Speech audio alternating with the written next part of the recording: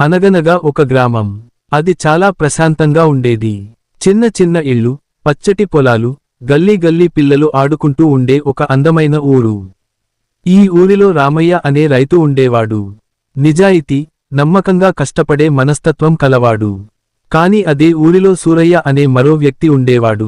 వయసులో పెద్దవాడే కాని అతని అలవాట్లు మాత్రం అన్యాయంగా ఉండేవి.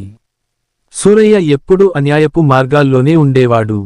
సూరయ్య చిన్నప్పటి నుంచి తప్పులు చేస్తూ పెరిగాడు. చిన్నప్పటి నుండి దొంగతనాలు చేస్తూ ఉండేవాడు. పెద్దవాడయ్యాక నకిలీ బంగారం అమ్మడం, తక్కువ ధరకే మంచి వస్తువులు తెచ్చి ఎక్కువ ధరలకు అమ్మటం చేస్తూ అందరినీ మోసం చేయడం మొదలెట్టాడు. ఊరంతా అతన్ని దొంగగా, మోసగాడిగా చూసినా అతనికి మాత్రం ఏదీ పట్టించుకునే అలవాటు లేదు. అందరూ మంచిగా ఉండాలని అతనికి పదే పదే చెప్పేవాళ్లు. కాని సూరయ్య మాత్రం చట్టవిరుద్ధంగా డబ్బు సంపాదించాలని మాత్రమే చూశాడు. రామయ్య, సూరయ్యకి మధ్య చాలా ఉంది.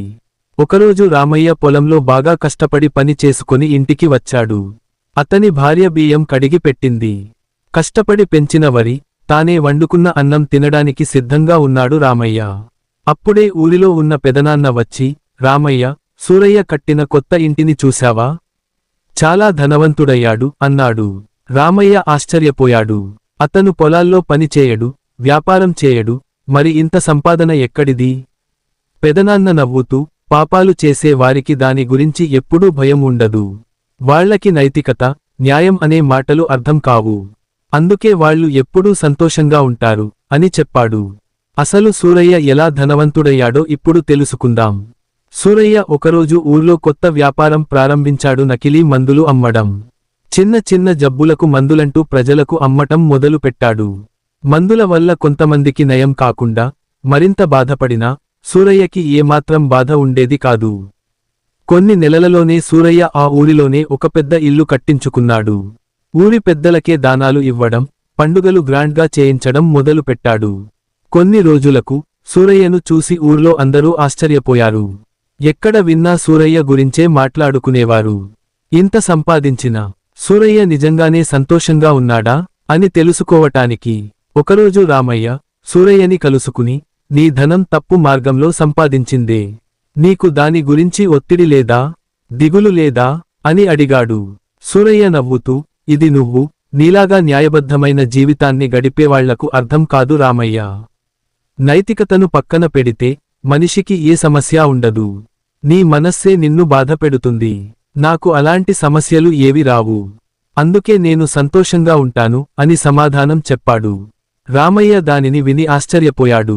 ఒకరికి మంచితనమే ఆనందాన్ని ఇస్తే మరొకరికి తప్పు చేయడమే ఆనందంగా ఎలా అనిపిస్తుందో అర్థం కాలేదు. సూరయ్య ఎంతో సంతోషంగా ఉన్నట్టు కనిపించినా అసలు విషయానికి వేరే ఉంది. ఒకరోజు అతను ఊరి బయటకు వెళ్లి తిరిగి రాగానే తన ఇంటి ముందు జనం అంతా గుమిగూడి ఉన్నారు. ఏమైందని చూడగా తన దగ్గర మందులు తీసుకున్న ఒక కుర్రాడు తీవ్రమైన అనారోగ్యానికి గురై ప్రాణాలు కోల్పోయాడని తెలిసింది. ఆ కుటుంబం సూరయ్యను చూసి ఏడుస్తూ, నీ పాపాలు నీకు శాపమవుతాయి అని ఏడ్చింది. అప్పటి వరకు హాయిగా, నిర్లక్ష్యంగా ఉన్న సూరయ్య ఆ రాత్రి నిద్రపోయినా ఆ మాటలు అతని చెవిలో మార్మోగుతూ ఉంటాయి. నీ పాపాలు నీకు శాపమవుతాయి అని. కొన్ని రోజుల తరువాత ఆ కుటుంబం సూరయ్యపై పెద్దల దగ్గర ఫిర్యాదు చేసింది. గ్రామంలో సూరయ్యపై అందరికీ కోపం పెరిగిపోయింది. సూరయ్యని ఊరి నుంచి తరిమేయాలని పెద్దలు అందరూ నిర్ణయించారు.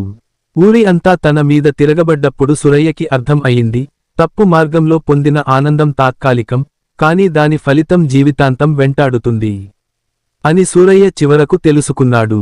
సూరయ్య ఊరి నుండి వెళ్ళిపోయాడు. రామయ్య మాత్రం తన పొలాల్లో కష్టపడి పనిచేస్తూనే ఉన్నాడు.